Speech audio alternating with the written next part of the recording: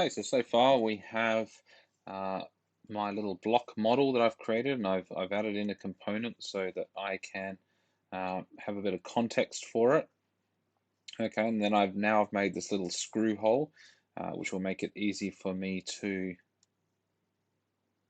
connect my model. And obviously this is a bit thick, and you guys will work through that.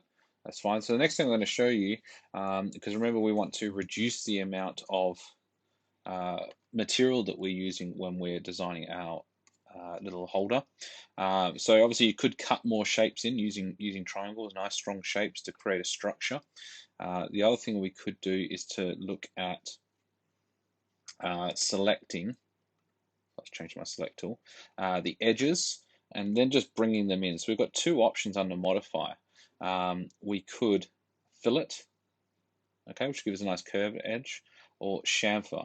Okay, so I'm going to use chamfer, and what this will do is to just bring in my edge.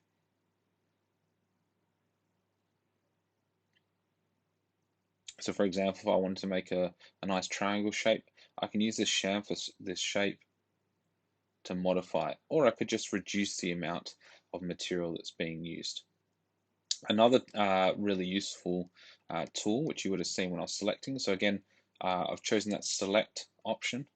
I can pick a face, and then here we also have push pull, and we can also use that extrude again. So if we select that face, I can pull it out. Okay, so if I want to make something a bit longer or to go the length, I can use that extrude to pull out the face. And you can see this option here, I have join selected, but I could of course cut as well, or intersect, or create a brand new component using that option.